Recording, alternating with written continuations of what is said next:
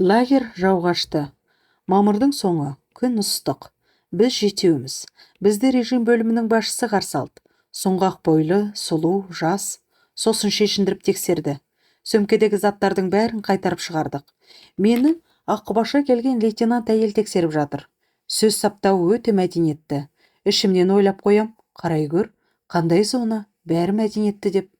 Орталық аллея ат шаптырым жер. Лагерьдің түпкіріне кетіп барамыз. Орта жолда тоқтап, сөмкелеріміздің жартысын орталық зат сақтау қоймасына қалдырдық. Отрядқа тек 2 сөмке алуға болады деп ескертіп жатыр. Қалғанын орталық зат сақтау қоймасына қалдырып кетіңдер дейді. Бірінші күні нені өткізіп, нені қалдыру қажетін білмей дал боласың. Бар білгенімізше заттарды екшеп жатырмыз. Асығыс тізімін жасап, ары қарай кеттік. Карантин отрядының старшинасы ол да тұтқын. Бұйра шашы толқындаған орта жастағы көркем әйел. Алыстан қарасаң, ресейлік Игорь Корнелюк дейтін әншіге ұқсайды. Бәріміз жымыйдық. Дауысын қаттырақ шығарып, бір күндік заттарымызды алып, қалғанын карантиннің қоймасында қалдырып кетуді бұйырды. Даусында зіл жоқ. Бір күнге не керек боларын қалай білеміз?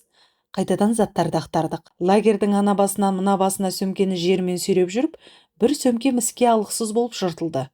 Мен тігіп алуға рұқсат сұрадым. Әлі үлгіресіз, деді ол. Мені лагерь басшысының орынбасарына апарды. Болмашыны сөз еттік. Әншейін түрімді көргісі келген сияқты. Бастапқыда елдің бәрі мені жай көруге келетін. Тұтқындар да, қызметкерлер де күлкім келетін. Әлденені сылтауратып, карантиннің старшинасына келеді, сосын алыстан маған қарап тұрады. Лагерьге алғаш түскендер торы жоқ ашық аспанға телміреді дейсің. Қарай беркін келеді. Біздер жылы кезде келдік. Дүние құлпырып тұрған шақта. Карантинде өсіп тұрған гүл көп. Аулада ағаш самалжай тұр. Соған барып отырамыз, кейде күндіз соның ішінде ұйықтап қаламыз. Кешке таман 1 сағат күннің батқанына қарап тұратынмын. Күннің батуы әр күнде әр түрлі, бірақ ылғи әдемі. Аулада жол санаулы. Сондықтан қыздар менің тұрысымды көріп, әлі тұрсыз ба? Бар екенсіз ғой деп айналып өте беретін. 3-ші күні қатты жел соқты. Жарық сол сәтте өшіп қалды. Старшина бұйырды. Су 3 күнге құрып қалады. Еденді жумаңдар, жуынбаңдар, кір жумаңдар. Мен үшін бұл тосын жайт болды. Жел соқса, жарық пен су жоқ. 10 жыл бұрын экономикалық зерттеулер институтында директор болып тұрғанымда, елдегі проблемасы бар елді мекендерді зерттейтінбіз. Өңірлерді дамыту бағдарламасын жасағанбыз. Кейін 8 жылдан соң еркіндікке шыққанда мұнайлы Атыраудың облыс орталығында жел соқса, жаңбыр жауса, жарық болмай қалатын білдім. Карантинде 10 күн отыруымыз керек. Корпуста кезекші боламыз. Одан бөлек старшина күнде таңертең аулада істеуге тиіс тапсырмаларды беретін. Негізінен ауланың шөбін жұлу, сосын ол қиыршық тастан қосымша соқпақ жол жасамақ. Ауламыз аядай. Қолым қалт еткенде ауланың ортасындағы гүлзарды айналып жүгіремін. Ларита үнемі жүгіретін, көп жүретін әдетіме таң қалатын. Анара, бостан-бос жүргеніңше жаңа жолмен жүріңіз, тезірек тапталсын. 10 күн зу ете қалды. Карантин, сыртқа шығыңдар. Сөмкем сол күйі тігілмеді. 2 жыл бойы орталық зат сақтау қоймасында салынған заттармен тұрды. Сосын бір шәкіртім колония қонысқа кететін болды. Сөмкені соған бердім. Фабрикада ісмерлер сөмкені әдемілеп тігіп берді. Жалпы лагерде ештеңені тастамайды. Бәрін жөндеп, жамап, қайтып өңдеп, қолданысқа қайтарады. Карантиннен кеткіміз келмеді. Бірақ бұл жаңадан келгендер ғана өмір сүретін жер. Қанша таң қалсам да, ескі түрмелер мен лагерлер адам сияқты өмір сүруге әлде қайда қолайлы екенін мойындадым. Олардың ішінде көп дүние ағаштан жасалған. Айналасында жай жатқан жер көп. Жермен жүруге болады, көп ағаш отырғызылған. Соңғы жылдары Қазақстанда түрме реформасы жасалып жатыр. Европа түрмелеріндегідей жаңа камералар жасамақшы. Оларда бір камерада 4 адам отырады. Бірақ аумағы асфальтталған, өте тар жер. Әр адамға шаршы метр өлшенген. Бұлай істеу тұтқындарды қадағалау үшін ыңғайлы болар, бірақ адам болмысы үшін үлкен қиянат. Алматылық ескі түрме ауылға ұқсайды. Ал карантиннің аумағы Лаританың пысықтығының арқасында кішігірім бауға айналған. Келесі жарты жыл жергілікті қоршалған зонада болуымыз керек. Бізді 2 отрядқа бөліп тастады. Біз 9-шы отряд 2-ші қабатта орналасқанбыз, 10-шы отряд 3-ші қабатта. Локалка колонияның ішіндегі Тікенек темірмен қоршалған түрме, қысқаша локалка. Лагерде де түрмедегідей жаргон атаулар өте көп. Басында дым түсінбедім. Кей атаулардың мағынасын бір жыл өткен соң біліп жүрдім, кейбірін сол күйі білмей кеттім. Екінші қабаттағы жатын бөлмеге көтерілгенде аузым ашылды. Таң қалдырғаны 100 әйелге арналған бөлме емес, тіпті 2 қабатты керует те емес. Барлық төсекке ақ жайма жайылған. Әр төсектің басында әппақ жиегі көк лентамен тігілген перделер бар. Бұл бөлме тура 19 ғасырдың басындағы патшалы Ресейдің ақсүйек қыздарға арналған институтының жатын бөлмесін еске түсірді. Мен үшін ерекше әсер болды.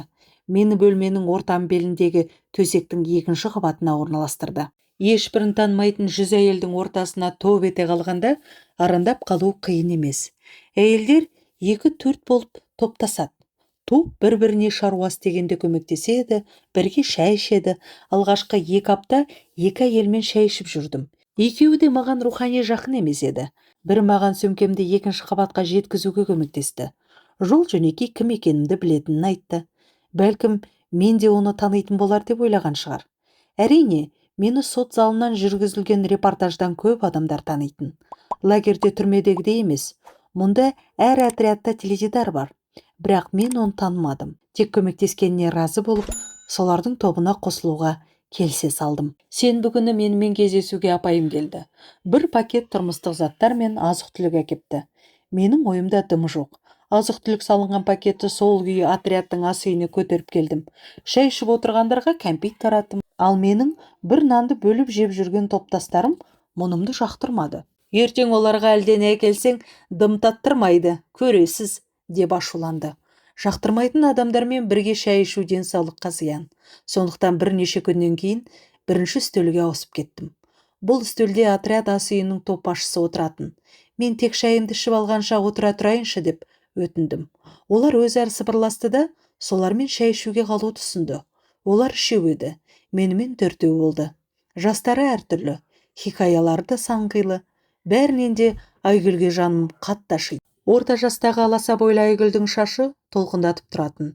Әлпеті сүйкімді, гүлге ұқсайтын. Ол күні бойы ас үйді жинап жуатын. Тек кеш батқанда ғана далаға шығатын. Бұл жердің ауласы карантиннен гөрі үлкен ағашы көп. Боз қараған талдары бар. Айдаһар мен жыланның даусын салып, елдің зәресін алмау үшін мен кешкі 9-дан кейін ауланың түпкіріне кетіп қалатынмын. Сондағы ағаштың түбіне кеп, цигун тәсілі бойынша жаттығуларымды жасаймын. Сол кезде Айгүл есік алдына шығып, менің тұрған жерімді тауып алатын. Түн ішінде кімнің кім екені ажырату қиын. Оның мені тез тауып алатынына таң қалатынмын. Ол: «Анара, мұнда сен ғана аспанға қарап тұрасың», деп күлетін. «Айгүл, аспанға қарашы, қаншама жұлдыз бар. Ай, қандай әдемі». «Қарай алмаймын», деп Айгүл көзіне жас алды. Мен енді ешқашан аспанға қарай алмаймын. Енді ешқашан күле алмайтын да шығармын. Айгүлдің отбасы, күйеуі 2 ұлы болған. Бірде төбелес шығып, ол күйеуінің кеуде тұсына пышақ салып алыпты. Күйеуі тіл тартпай кеткен. Өз алғашқы көмек көрсетуге тырысып, жедел жәрдем шақырғанын, 2 баласы барын сот назарға алмайды. 7 жылға соттап жіберген. Лагерге алғаш келгенде тоқтамай жылай беретін дейді көргендер. Біз танысқан соң ол жылауға уақыт жоқ деп арызданатын. Отрядтарда түнгі кезекшілік бар. 2 адамнан кезекші болады. Түнгі кезекшіліктердің басты міндеті науқастарды медициналық бөлімге апару, өзіне қол салатындарды қадағалау. Мен 9-ға дейін ас үйде жүрем, дейді Айгүл. Кешке таман сыртқа шықсам, жұрттың бәрі жүреді. Жылауға ыңғайсыз. Түнгі кезекшілікке далаға шықсам, бәрібір адам толып жүреді. Бір жағынан лагерге келетін адамдардың жұмысқа жегілгені жақсы. Жұмысы көп болған сайын уайымдауға уақыт қалмайды. Екінші жағынан лагерде оқшауланып, жалғыз отыра тұратын жер жоқ. Адам үнемі елдің алдында жүре бергеннен жалығады. Кейбір адамдар өз сұрағына жауапты өзі табады. Бірақ кейбірі кәсіби тәжірибесі мол психологтың көмегіне қатты зәру. Айгүл күйеуін абайсызда өлтіріп алғанын кешіре алмады. Әрине, біз оны жұбатуға тырыстық. Бұл кездейсоқ жағдай деп түсіндірдік. Ары қарай өмір жалғасатынын, ұлдарын ойлауы қажет екенін айтатынбыз. Егер лагерде білімді психологтар болғанда, көптеген психологиялық жайттарды жұмсартуға, не алдына алуға болар еді. Локалкада жарты жыл өткізген соң өмір сүру деңгейі жеңілдетілген отрядқа бөліндік. Айгүлді сирек көретін болдым. Бір жылдан кейін өзі қасыма келіп, аспанға қарап жүргенін, бірақ әлі де күле алмайтынын айтты.